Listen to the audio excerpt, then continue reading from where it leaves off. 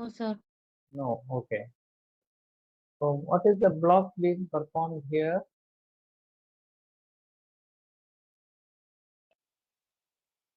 Tap. Tap.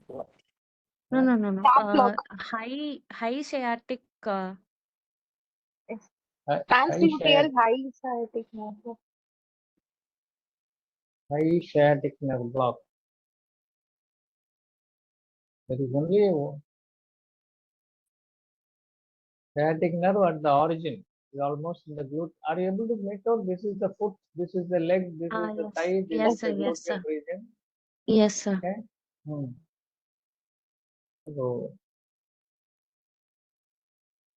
So this is called the landmark-based sciatic nerve block using a peripheral nerve stimulator.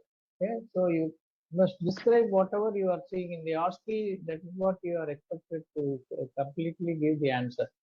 So you can see the person doing the block is using a nerve locator, nerve stimulator, a peripheral nerve stimulator, and you can see the positive electrode is attached to the thigh and negative electrode is attached to the needle, and they have marked the bony landmarks. This is the greater trochanter, this is the posterior superior iliac spine, and there is a line joining them. The midpoint 5 centimeters down, you go directly at a 90-degree angle and then try to L6. So what response you should get is also called the transgluteal or Labart's approach to sciatic nerve. Okay, so this is called the landmark-based or transgluteal, or this is the original description by Gaston-Labart, who was one of the pioneer in regional anesthesia. There is a big textbook by Gaston-Labart on regional techniques, nerve blocks. What is the motor response to identify the correct location? Hamstring contractions. Hamstring contraction. No, wrong. Dorsiflexion of the. Correct. You must get the plantar flexion. It indicates the tibial nerve. Yes. Allah, dorsiflexion is the peritoneal, so you must get only plantar flexion. Means aim for Yes, sir. plantar flexion. If you get dorsiflexion, that means it is separated. It is the total nerve is not there, so you will get only a partial effect. So you must aim for plantar flexion of the foot, indicates stimulation of tibial nerve. Dorsiflexion indicates stimulation of peroneal nerve. So you may aim for plantar flexion. If you have seen some videos of this, you can see the foot nicely bending every time in the plantar way. So what is the indication for this block? A higher bony amputation. Bony amputation. Any surgery on which part of the limb you can do? No. Knee amputation, you require femoral nerve block also? If These are all the parts of the sciatic nerve supplies. If you know that, you can know that answer. For surgery on foot and ankle, it is mainly for surgery on the foot and ankle, especially if you want to do a diabetic foot amputation, 4-foot amputation or a digital amputation, then this is the ideal. Single sciatic nerve block will take care of surgery in the foot and ankle. Above that, you require both femoral and sciatic. What is the name of the position in which the patient is placed? Sims position. Excellent. Sims, called the Sims position. What concentration and volume of local anesthetic needed for this block? This is a very thick nerve. Sciatic nerve is the most thickest nerve in the body. Since it's a deep block, around 50 to 60 ml is needed. Ayyo, 60 to 60 ml is too much. Okay. 0.5% bupivacaine, 15 to 20 ml, or 2% lignocaine, 15 to 20 ml will be needed. So you require the highest concentration that is available, and the volume will be maximum 20 ml will do for a single nerve. Okay, not 50, 60 is too much. What are the other approaches to block sciatic nerve? Popliteal approach, sir. Popliteal approach. So subgluteal, parasacral, anterior, and popliteal approaches. Okay, there are 4 other approaches which are called subgluteal, parasacral, anterior, and popliteal approaches. Which approach to sciatic nerve is considered ideal when using ultrasound and why?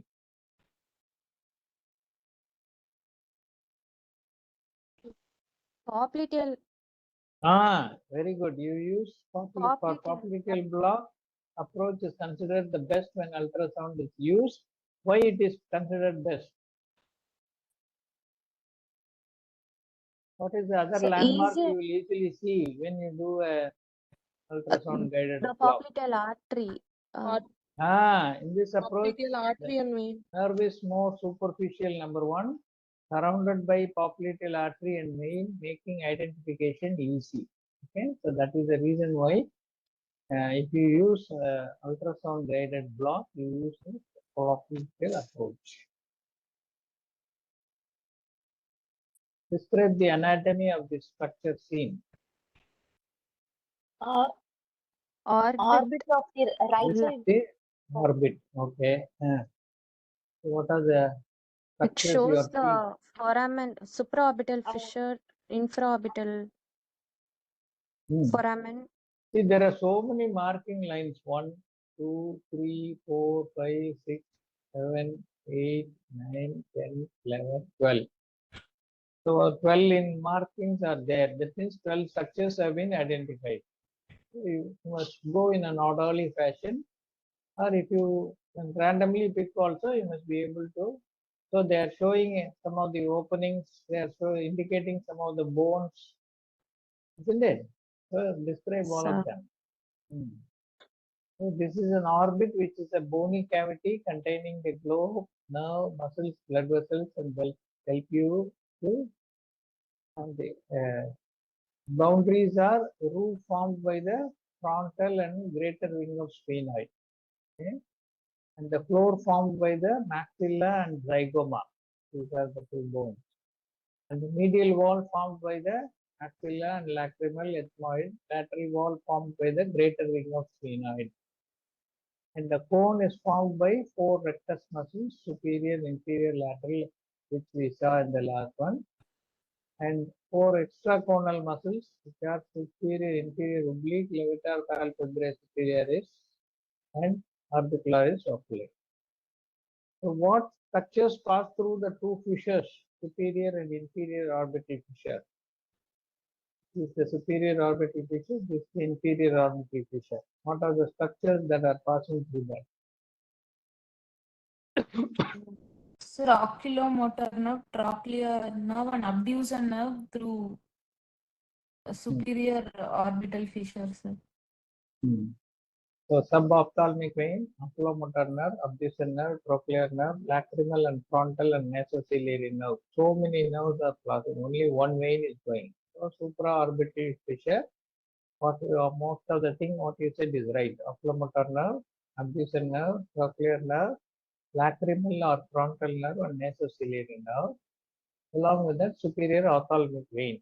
What about infraorbital fissure? Nerve, inferior. So inferior ophthalmic vein. So superior ophthalmic vein through supraorbital, superior orbital, inferior ophthalmic vein through inferior orbital, inferior orbital artery, and infraorbital nerve. So only 3 structures in infraorbital foramen. What is being shown here? What block is done? Nasolacrimal. Nasolacrimal, that's it. Right. What block is done and how is it done? That is the question here. See, this is the nose. This is the eyeball. This is the medial canthus. Okay. This is being done here. Can you see a needle going under the conjunctiva? It's intraorbital nerve block. Infraorbital means you have to do it here, below the lower eyelid. This is where the infraorbital foramen comes. This is called subtenon block. Okay. So how is it done? Apply local anesthetic eye drops. Open the eye with lid speculum. Ask the patient to look up and out. Use more field forceps to pick up the conjunctiva and Tenon's capsule in the inferonasal quadrant. So this you can see this is the nose, this is the canthus. So inferonasal, below the cornea, on the inferonasal aspect, make a small opening using Westcott scissors. Pass a 19 gauge 25 mm subtenon cannula. There is a special cannula available close to the sclera with a syringe containing LA drug is attached. Hold the syringe vertical and inject 1.5 to 2 ml of local anesthetic agent.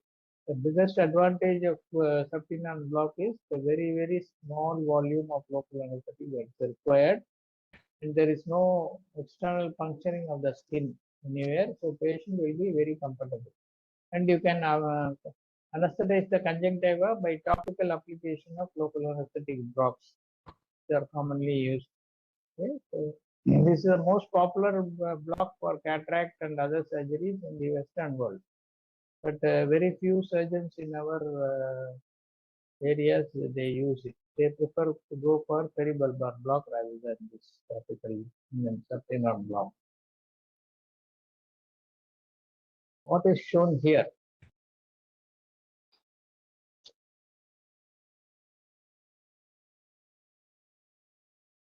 So You carefully gastric you have a name written on the tube itself. Gastro. for Gastro-LT. bariatric surgery. Pediatric surgery. Bariatric. Bariatric. No, not for bariatric. You can see some name Gastro-LT. What is LT? Liver. Laryngeal gastro-laryngeal tube. Okay? Gastro-laryngeal tube. So the name itself is giving you a clue. So gastro means where will it be useful?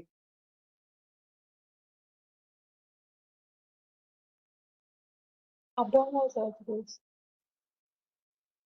Endoscopic procedure. Where is it used? Used during upper GA endoscopy. Where you have to, patients who are not cooperative, who don't want to have the tongue done. Usually upper GA endoscopies are done under topical local anesthesia itself. Isn't it? Yes, sir. Most of the time they spray local anesthetic or ask the patient to gargle with the pain and then pass the tube easily. But in some cases, like when they want to do a prolonged procedure, like passing a stent or cannulating the ambulavator, long procedure, they want general anesthesia. So this can be provided by this tube called the gastro-laryngeal tube. What are the components of that? We have the names here, and some names are very visible here also. I have purposely cut out the names in a few places. So this is the Opening for endoscopic passing opening. Okay, here the green arrow shows the route for passing the endoscope. This blue connector is for ventilation lumen with a 15 mm ISO connector, and this is the inflating pilot balloon with an opener here which can be controlled, and you can, there are two cuffs. One is the pharyngeal, proximal pharyngeal cuff. This is a distal esophageal cuff. Okay. So the ventilation lumen, which is a 15 mm connector, endoscopic lumen, inflation deflation line with a control valve. This is a control valve for inflating or deflating these two cuffs. Then proximal bigger cuff to block oro and nasopharynx, and immediately below the cuff there are holes through which you can pass your anesthetic gases. Okay, so you attach your anesthesia circuit here and allow the inhalation agents to go through that, which will leak out through these holes, and patient will remain anesthetized. And there's the distal smaller cuff which will go into the proximal part of the esophagus, and this will inflate so that nothing leaks out from the esophageal opening. And the endoscope will go through this. So this is the green arrow showing the route of endoscopic entry. What are the challenges in providing anesthesia in the endoscopic suits? NORA procedure. So what are the challenges? The shared airway, the airway will be. Very good. That's one of the points. So it's a NORA procedure. That's what I told you in the first thing. That's the first answer you have to write. So vigilance required in checking the equipments, drugs and help. Okay, so first make sure that you have the proper equipments, proper drugs and the knowledgeable assistant for you to help in case of any emergency. It's a shared airway challenges and chances of aspiration or loss of airway is there. And patients may have serious comorbid disease when they come for this procedure. So you have to be careful with them. And different positions may be required, especially when they want to do ERCP, endoscopic cholangiopancreatography, retrograde cholangiopancreatography. They may ask the patient to be put prone laterally like that, so that you should make sure that the airway is in secure place and take care of that. So these 5 points you remember for the challenges in the endoscopic suite. Can you identify this person?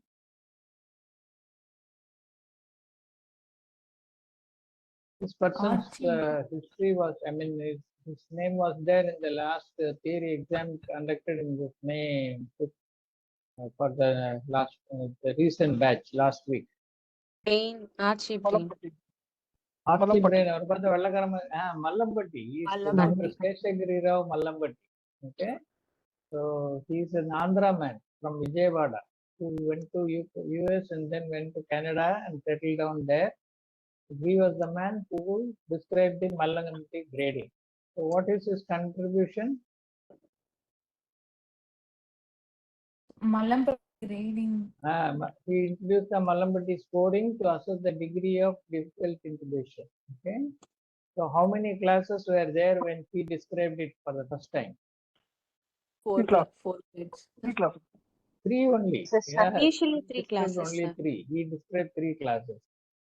Then who modified his classification and how? Young and Sam Soon. 2%. Sam Soon and Young modified his classification and added a class 4 also. What is upper lip bite test and who proposed it?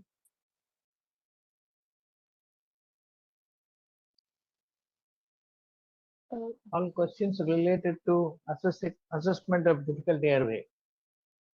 Upper lip bite test is used to assess the temporomandibular joint mobility. Protrusion, retraction. Protrusion, very good. It's the ability to bite the upper lip with lower teeth to assess the degree of difficult intubation as an alternate to Mallampatti score, was proposed by Khan Uzadech et al. In 2003. Okay. So it is shown here. Mallampatti, the view what it is. Pillars, uvula, soft palate. So this is the mnemonic to remember the Mallampatti grading. No, first grade 1, you can see all the 4 structures. The partial pillars, uvula, soft palate, hard palate. So the P stands for partial pillar. That is the structure in front of the tonsil gland. That's called partial, F-A-U-C-I-A-L, partial pillars. So you can see the pillars, you can see the uvula, you can see the soft palate and hard palate. Grade 2, you can see uvula, soft palate and hard palate. Grade 3, soft and hard palate only, no uvula is seen. And in grade 4, you see only hard palate and no soft palate. So this is a mnemonic to remember the structures in this way. Push, push, push, push, like that. Right. So what do you see in this picture?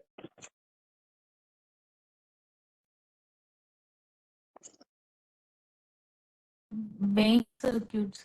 Jackson-Rhys circuit, sir. Jackson-Rhys circuit. Who did that? Mapleson F or Jackson-Rhys circuit? Hey, vein circuit, you should have one tube coming inside that. And so this is a T-piece. And this is the fresh gas flow. This is the expiratory limb. So this is a Jackson tree circuit with all the connectors. What are the indications for its use? Pediatric population, we use this circuit. Weight less than For 25. spontaneous. Mainly used in pediatric patients weighing less than 20 kg, both for spontaneous and controlled ventilation. Okay. Mention the advantages and disadvantages of this circuit. There's no valve, sir. Very So- good. So if there is no valve, what is the advantage? No rebreathing. Rebreathing can be. No resistance, not rebreathing. No resistance to breathing. Okay, mainly because it was used by who described this or who invented this circuit? Initially, Jackson Tree only modified it. What was the modification done by Jackson Tree? ISTP. He added, he added this reservoir bag. In original ISTPs, there is no reservoir bag. It's only the T-piece with the expiratory limb, the inspiratory connection. Okay, so that was the original construction with no valves to enable the small babies, especially newborn, to breathe spontaneously. That is the reason why I designed that circuit. Because there is no way to monitor the respiration, Jackson Tree thought you can add that, and you can see this tail is open here. This is called the open tail. This is the original description by Jackson Tree. But nowadays we attach a plastic valve which we can close and open. So that is our own modification. Original Jackson Tree, he did not want any valve there at all. So he left it as an open tail, half-liter bag attached to the expiratory limb was a modification. So the advantages: no resistance and there is no valve, minimal dead space because the fresh gas flow is coming close to the patient. It's lightweight and easy to transport. Disadvantage: you require a high fresh gas flow, so that will cause drying of the air passage, more pollution of the theater, and it will be uneconomical because you are using high flow rate. It will be more costlier. What is this?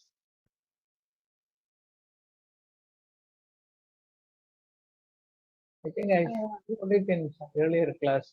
What is this bag? This is called the Kun bag. So instead of here also, there is no valve here.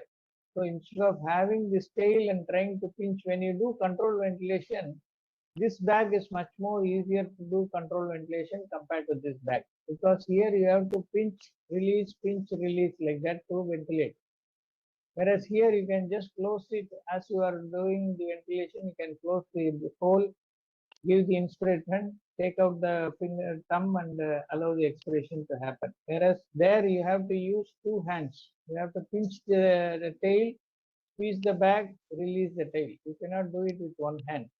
So in order to do it with a single hand, somebody designed it like this, which is called the Kun bag. It is also used in the pediatric surgery. What is this?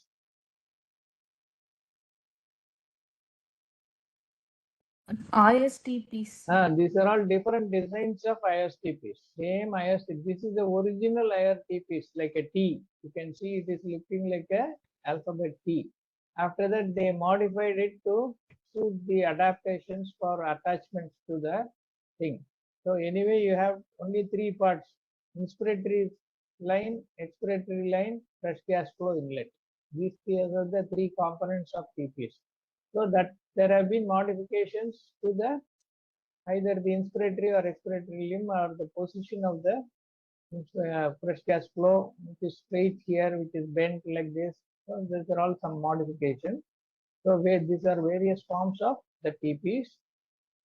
And what is shown here?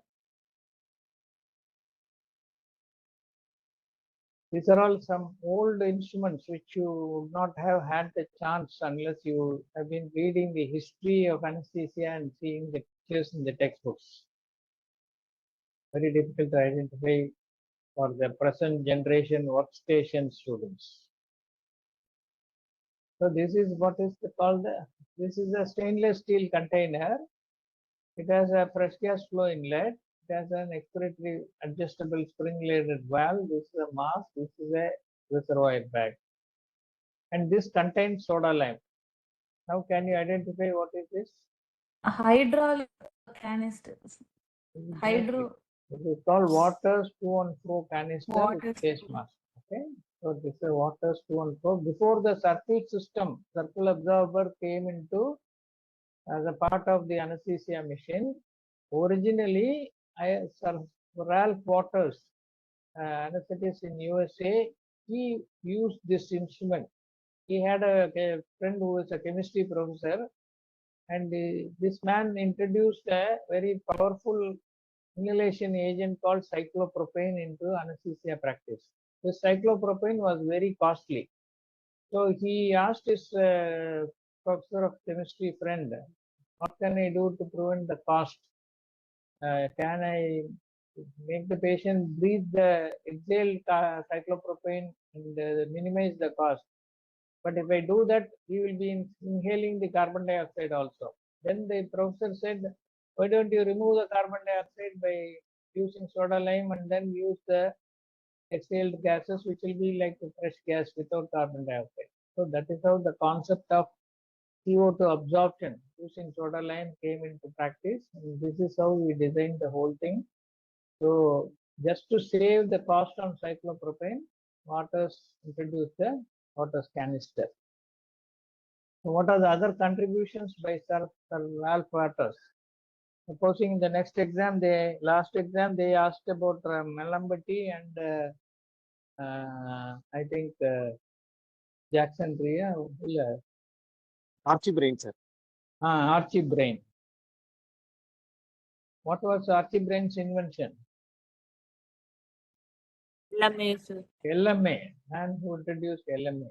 Okay. Similarly, Ralph Waters in USA, he popularized cyclopropane, introduced cyapentone simultaneously with Lundy of Mayo Clinic. Both of them introduced cyapentone or started using cyapentone at the same time. And Lundy published his paper earlier, so he is credited with the introduction of cyapentone into clinical anesthesia. But in the other part of USA, Waters also used cyapentone the same way. He has designed an airway, and he was the first person to do the concept of daycare anesthesia. Even though he was an anesthesiologist, he was having a OT with 2 beds attached as a mobile unit where patient will come in the morning after assessment as a outpatient with all the investigations. He will call the surgeon, get the surgery done, and discharge the patient the same evening. So the concept of daycare anesthesia was introduced by none other than Sir Ralph Waters. So 4 contributions: introduction of cyclopropane, introduction of cyapentone, Waters airway, which is a modification of the old Goodell's airway. All of you who have used Goodell's airway, you all know that it's a completely closed curved structure. So the suction or holes can be only through the proximal and distal ends of the airway. Instead of that, if the solid phlegm or mucus comes and blocks the pharyngeal end, the airway will not function. So what was did, he made it into fenestrations. The entire body of the curved part of the Goodell's airway, he made it into fenestrations. So the idea is to keep the airway patent with no obstruction by any material like mucus or aspirated, regurgitated food materials. So I will show you the picture in a later slide, sometime later. So these are all the things that you have to remember about this. Now, what are the types of pain that may occur in an amputated limb? So neuropathic Phantom limb Phantom pain. limb syndrome. Phantom limb pain, and then neuropathic because of any neuropathic. neuroma. Phantom pain is partly a neuropathic pain only. So the common neuropathic pain syndromes. So there are two types of pain. One is called the residual limb pain. For example, if the patient had a severe osteoarthritis or diabetic joint pain, you do the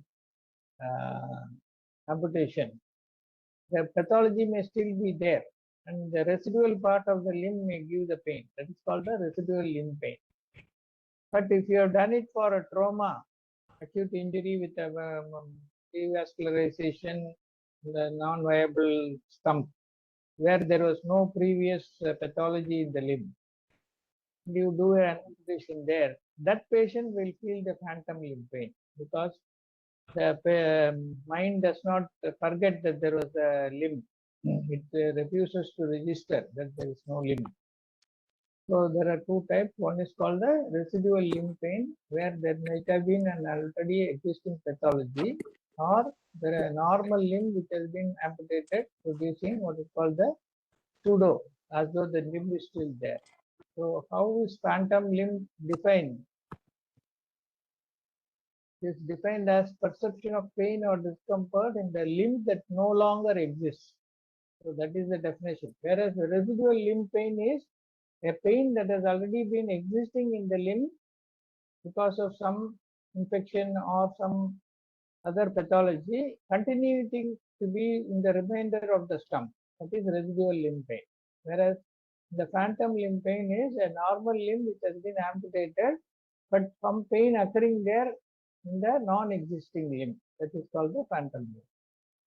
What is the pathophysiology of phantom limb? What are the reasons? Till today, there is no clear-cut answer for this. There are only proposed theories. So what are all the various theories that have been proposed? One of the important short note questions in theory also. So it is explained by wide range of mechanisms. One is peripheral nerve changes. There are four theories. First is the peripheral nerve theory. So the proximal portion of the severed nerves start to sprout neuromas. And the nerve becomes hyperexcitable due to an increase in sodium channels and resulting in spontaneous discharge causing the pain. Okay, that is the first theory. Second, what happened? It proximally goes to the spinal cord changes. So in the spinal cord, a process called central sensitization occurs where neural activity increases and neuronal receptive field expands and the nerve becomes hypersensitive. Then it goes further up. This is due to the spinal cord changes is due to increase in the NMDA activity in the dorsal horn of the spinal cord, making them more susceptible to activation by substance P, catecholinins and neurokinins, followed by upregulation of the receptors. The combination of increased activity here at the dorsal horn as well as inhibitory pathways are also very much reduced. Normally there is a excitatory and inhibitory pathway. So to abolish a pain, nature itself has given some inhibitory pathways. So in phantom limb pain, there is more excitation and less inhibition. So that is how the pain becomes more severe. Then further going up, changes happen in the brain itself. The areas of cortex that represent the amputated area are taken over by the neighboring regions in both the primary somatosensory and the motor cortex. So the brain refuses to forget that there is no limb. So it still thinks there is a limb present and gives all the sensations. So the cortical reorganization partly explains why nociceptive stimulation of nerves in the residual limb in surrounding area cause pain. So these are all attached to or concerned with the nerves starting from the periphery, spinal cord and brain. And the fourth reason is psychogenic factors. So depression, anxiety and increased stress all trigger the phantom limb pain. So these are the 4 theories or the mechanisms which are described as the causes of phantom limb pain. So how do you evaluate a patient with phantom limb pain?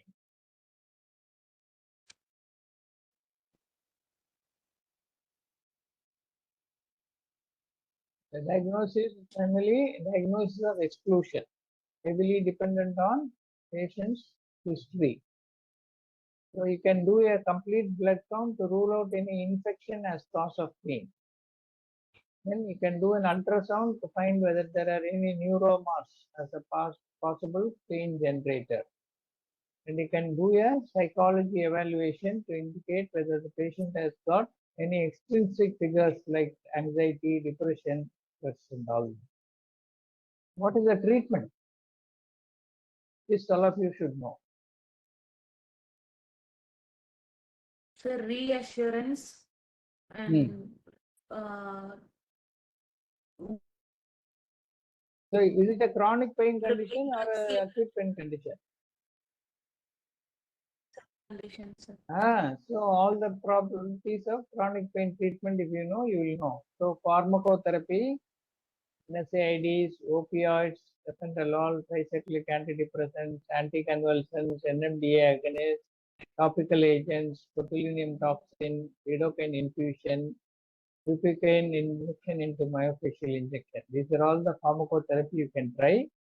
Non-pharmacological options are TENS, transcutaneous stimulation, mirror therapy, spinal cord stimulation obtained through an implantable device, or peripheral nerve stimulation, virtual or augmented reality provided in advanced form of mirror therapy, sympathetic block or stump revision. Okay, so these are all the treatments. Of course, along with that, because it's a psychogenic also, you can talk about psychotherapy, anxiety relief, counseling, and all those things. But the major methods of treating the phantom limb pain are pharmacotherapy and non-pharmacological options. Now coming to all of you are now using ultrasonogram for most of the and this is becoming an in thing, and every CME has got a ultrasonogram workshop for you to learn the blocks, the airway assessment and all this. So I thought I will include this into the history. How to optimize a sonoanatomy visualization. How many of you have attended the ultrasound workshops? What are the basics that they teach you? First, ergonomics. Ergonomics. So how do you optimize your sonoanatomy? So the ultrasound site of focus and the person should be in the same lines, should be in the same axis. Okay, so choose appropriate transducer and frequency. Number 1, understand underlying anatomic relationships. Apply varying degrees of pressure with the transducer to see the structures. Align transducer with the underlying nerve target. Rotate transducer to fine-tune the image. Tilt the transducer to optimize the image. So these are the things that you have to do to get a correct sonoanatomy. 1, 2, 3, 4, 5, 6. So first thing is you must choose the correct transducer, whether it is a linear or a curvilinear, and what frequency you want to use. That is the first thing. Then you must know a basic anatomy to what are you looking for. And third, you must know what pressure to apply to the transducer. And once you see the underlying nerve, you must know how to fine tune the image by rotating the transducer or tilting the transducer. Okay. Now the second part is how to optimize the needle imaging with the ultrasound. So for example, if you are going to view a supraclavicular block and you have located all the branches of the brachial plexus and you start putting the needle, you must know that the needle is going and reaching the correct target, isn't it? So how to optimize the needle imaging with ultrasound? We have to keep the target in the center, sir.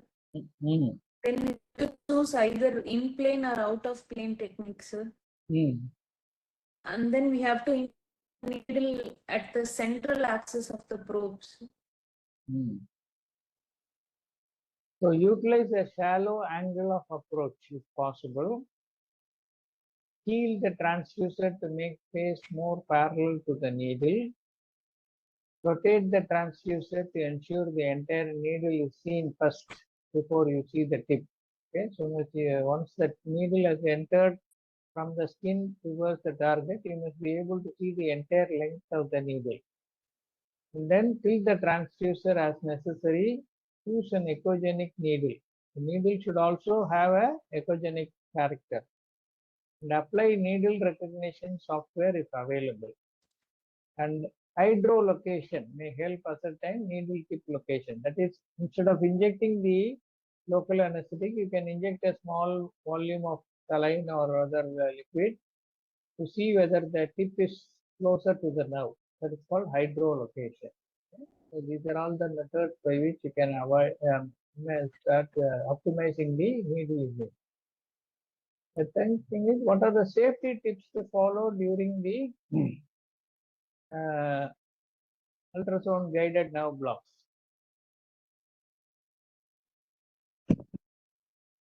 Of course, these are all given in NISORA. Anyway, I'll just go through that quickly. Perform a pre-block scan of the ascertain the anatomy. So if you are going to do a brachial plexus block above the clavicle, first just you move the transducer up and down to see whether you are able to locate the structures correctly. It's called the pre-block scan. Then utilize the color Doppler setting to identify if there are any blood vessels like artery and vein near the nerves. Then do not advance the needle if the tip is not seen properly. Then hydrodissection can be utilized to delineate, which is like what I told you in the previous slide. You can inject a small volume of saline to remove the structures therein. And pushing through the fascia toward a nerve, approach tangentially, and you can feel the pop which you do as an anatomical landmark approach. You can feel the pop when you pierce the fascia and there is a giveaway. And re-optimize the image of the needle after passing through the fascia. And when in doubt about needle nerve interface, gently move the needle to make sure that it is not intraneural. Okay? So when you move the needle, if the nerve also moves under the ultrasound image, that means you are intraneural. Then you should not inject. Patient will have severe pain. So if the needle is away from the nerve, then the nerve should not move. Only the needle tip should move. That is the way you make sure that it is not intraneural. Then how to optimize local anesthetic deposition. So 4 stages by which before you do the ultrasound guide. One is know the anatomy. Second is know the needle advancement. Third is see the needle tip or safety tips. And finally, before you give the local anesthetic drug, inject local anesthetic solution in small aliquots. Don't, for example, if you have taken 30 ml for a brachial plexus block, as soon as you see all the 5 branches, don't immediately start pushing the entire 30 ml in one shot. Give 5 ml, serve, and then give another 5 ml, then give 5 ml, like that. You have to inject in small aliquots. Observe for pain or high pressure during injection.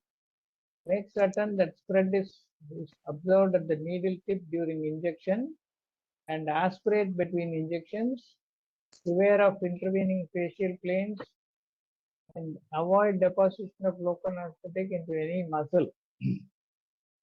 For solitary nerves in the extremities, seek to create a donut or a halo around the nerve. For example, if you are going to do a median nerve block at the wrist or the forearm, then the local anesthetic should form a halo around the nerve or a donut appearance. And for nerves within the facial enclosures, fill the facial contents. For example, a tab block where you are going to just give it in the facial plane between the 2 muscles.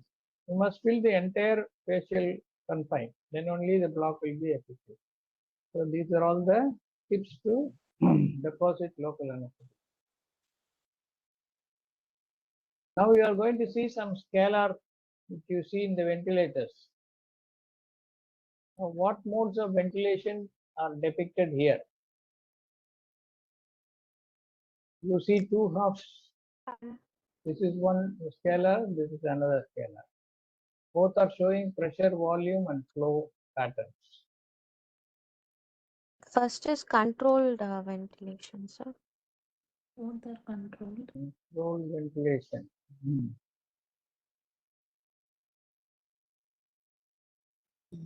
Controlled ventilation, what type? Pressure controlled or volume control?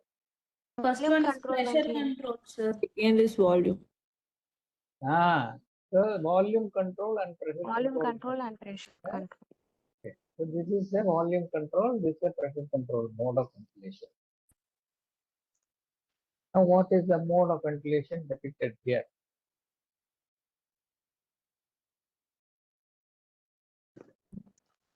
This,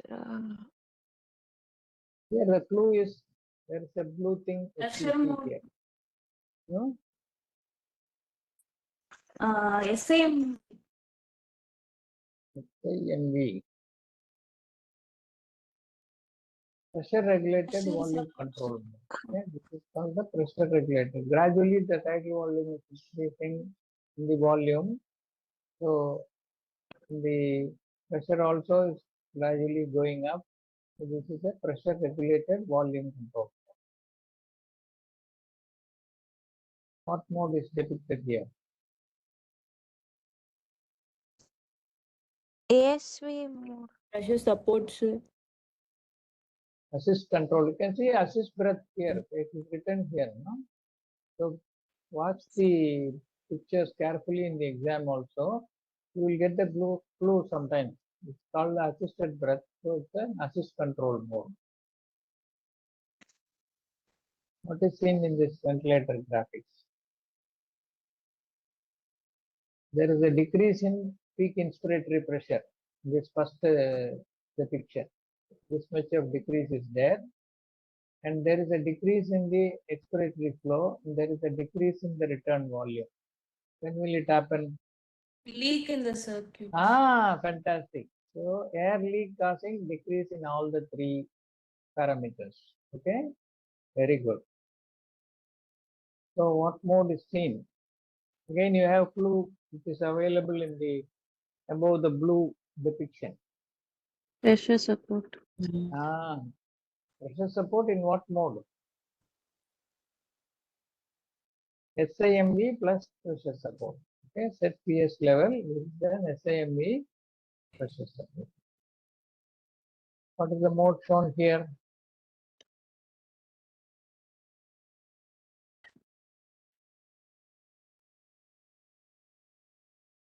There is no pressure support, but there is a negative deflection here, and the time is there. So this is simple SIMV. Okay. Yes. Yes, sir. What is shown here? All of you will be familiar with this. Forced air. Forced air warmer. Forced to air warmer or bear hugger, warming blanket called bear hugger. Why is it used and how does it work? It is used to maintain the temperature. To prevent hypothermia, to maintain normothermia. And how does it work? All of you are using it every day in the OT. By convection. Especially method. Miot people, rich hospital. Convection mode. Convection. Where does the air come from? It's a forced air warmer. So it is forcing air. Where does the air come from? Is it generating air or is it sucking air from the theater atmosphere? Surroundings. It's generating air. To keep, it's not generating, to keep patients warm before and after surgery, the bear hugger warming system draws in filtered air of the operating room, passes it through an internal filter and warms that air to the selected temperature. The warmed air flows to a single-use bare hazard warming blanket through an enclosed hose, and it is then gently dispersed across the surface of the skin. Okay, so the air is sucked in by this machine and warmed, and then passed through this to be spread over the skin of the covered area. What are the mechanisms of heat loss by patients in OT? Like convection, conduction, and radiation. Radiation is the most Evaporation. important. So radiation is responsible 50% of heat loss. Convection accounts for 30%. Evaporation accounts for 20%. Respiration and conduction. Those are 5 modes of heat loss. So what measures can help to reduce heat loss? Forced air warmer, warming Warm fluids, fluids. Covering patients with warming blankets. Body Giving temperature. warm IV So you fluids. must say these are the 5 mechanisms of heat loss. So if you remember each mechanism, how you can block that, then it will be easy to remember instead of enumerating one by one. Loss by radiation reduced by increasing ambient theater temperature, covering the exposed parts, and using forced air blankets. So even if you don't have a bare hazard, just by covering the patient with a woolen blanket is sufficient. So all these things prevent the radiation heat loss. Okay. All IV fluids and irrigation fluids can be warmed before use. That will directly go inside the body and increase the core temperature. And all inspired gases to be humidified and warmed. This is the way for conduction loss and evaporation loss, respiration loss. Then define hypothermia and why it should be avoided. What is the definition of hypothermia? Hypothermia, when the body temperature goes below 36.5 degrees Celsius, it is termed as hypothermia. Which temperature? Surface temperature or core temperature? core body temperature less than You must mention that specifically, because your surface temperature, if you are exposed to a ambient theater, if you measure the temperature at the dorsum of the hand or fingers, it may be even 35 degrees. That doesn't matter. But if only the core temperature goes down to less than 36, it is hypothermia. And the effects are serious. It may cause hypotension, bradycardia, ventricular fibrillation, and the RS, it may shift the ODC curve to the left, and pulmonary edema may also occur. CNS may cause depression, prolongation of drug effects, decrease in renal function, hyperglycemia, and coagulation abnormalities, and also later on wound infection. Okay? These are all the problems with hypothermia.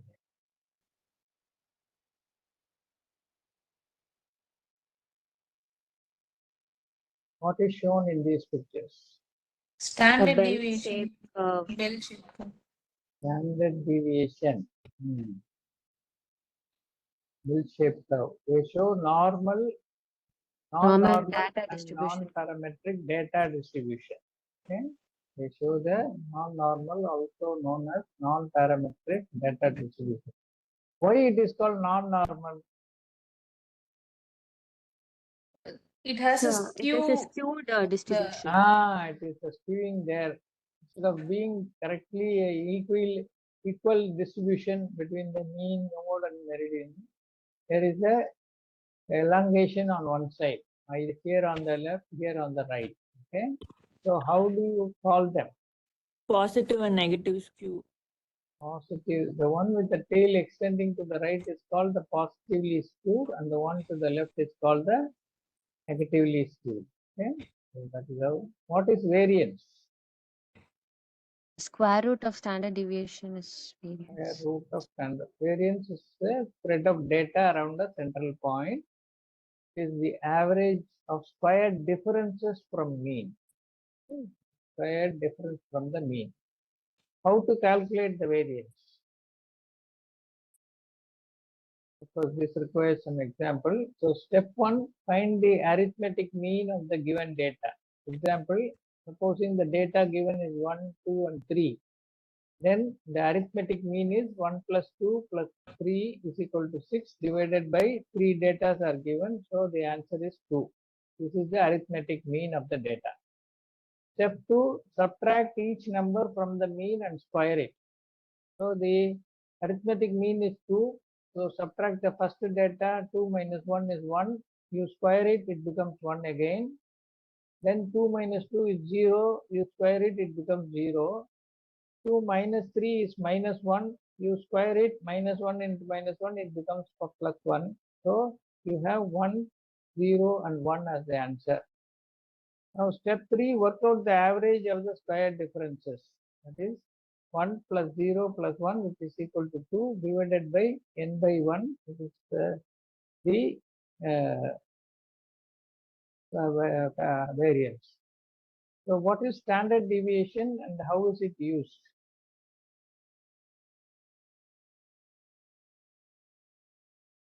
These are all some of the statistics commonly asked questions. So you can, even if you don't understand, you have to just simply mug up and remember. Variation around the mean is variance or standard deviation. So standard deviation is the square root of variance. Okay? And what is standard error of mean? To show how the mean of a small sample reflects the mean of the whole population. That is what is called the standard error of mean. What is shown here?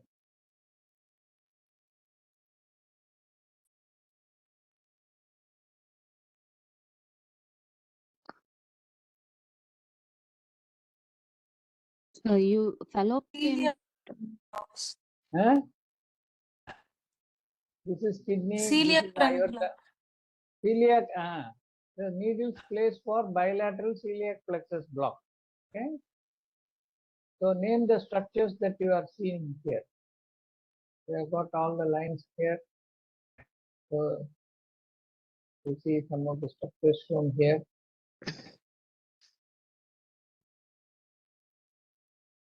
Sir, aorta, IVC, Hmm.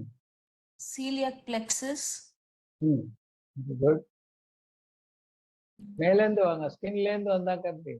We come from top to bottom. This is one muscle here. There is another muscle here. Then there is a third muscle-like thing here. Then only these structures come in. So this is the erector spinae muscle through which the needle comes. Then there is a psoas muscle. Then there is a crust of the diaphragm. So three structures: erector spinae, psoas muscle, crust of the diaphragm. If you cross all these three, then you reach the celiac plexus, side of the aorta. Okay? So there are different approaches. What is a plexus and how is celiac plexus formed?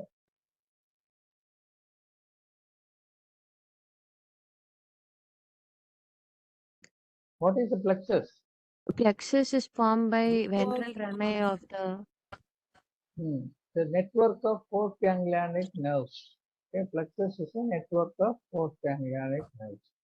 So celiac plexus is the largest sympathetic plexus situated at the lumbar 1 vertebra level.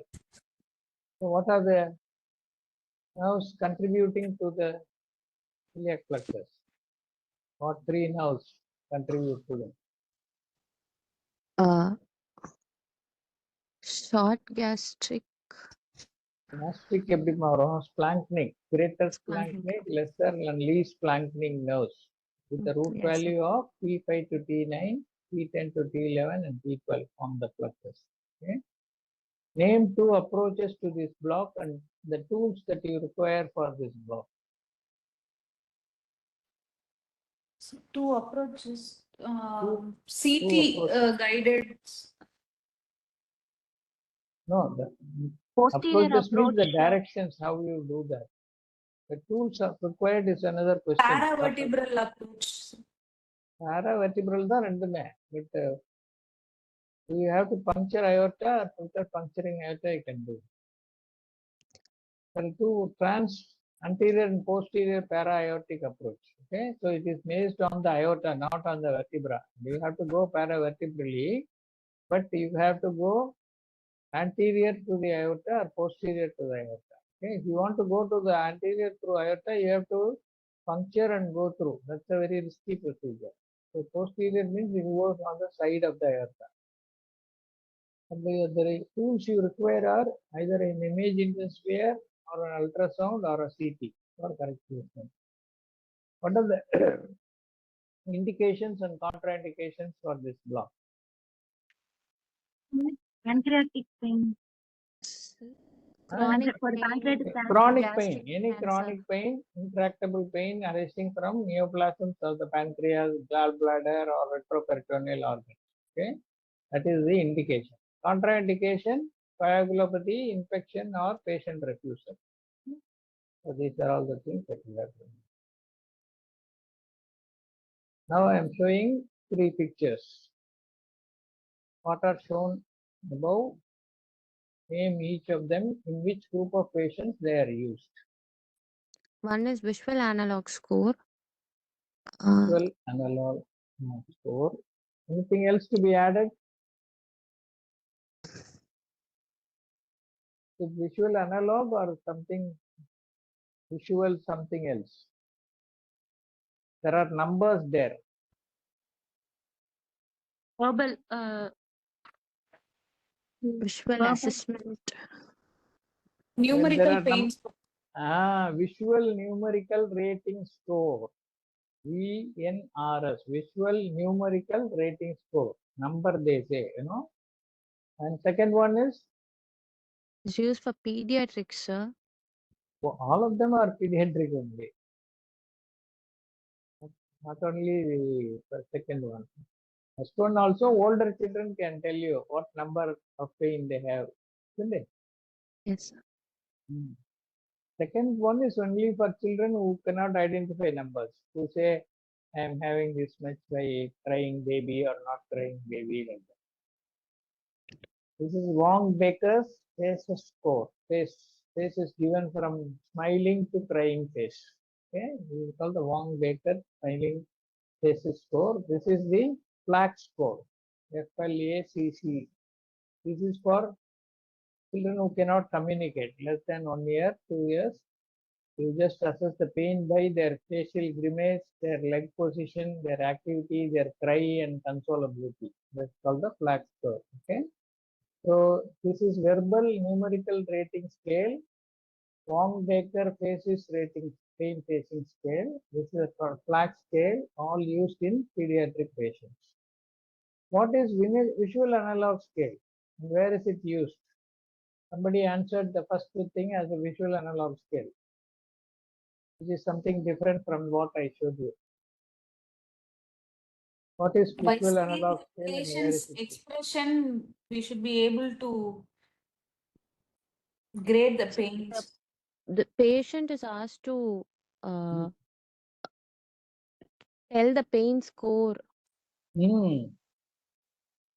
from 0 to 10. 10 indicates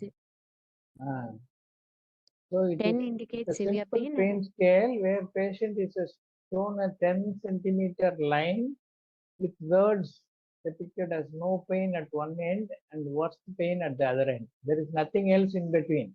Okay, at the 0 end you will say no pain. It will be written like that. At the 10 centimeter end it will be written worst pain. The patient is asked to put an X on the line and the distance from no pain is measured in centimeters to give the pain score. This is mostly used in research purpose only. This is not for a regular assessment. Okay. So this is what is called the visual analog score. Don't confuse it with the numerical rating. Here there are numbers here continuously.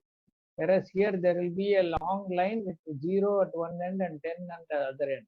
And the patient has to simply mark X anywhere he likes. Then you measure the distance and find out what exactly the level of pain. Okay. So what is multi-dimensional pain scale? Where is it used and give examples? So these are all the ASCII questions which will bring down your marks. So you have to be prepared for all these things. So pain, the statistics are all areas where you can lose marks. So you have to be quite reading them quite often to remember that. So they are used in chronic pain since they are no longer, they are of longer duration, difficult to treat, and often are of unknown origin, and psychological factors play a large part. So they use what is called multidimensional pain scale.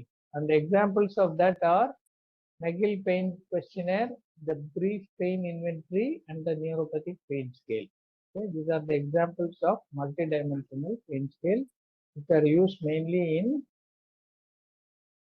chronic pain conditions. So I think that finishes our interesting or uninteresting OSCE questions today.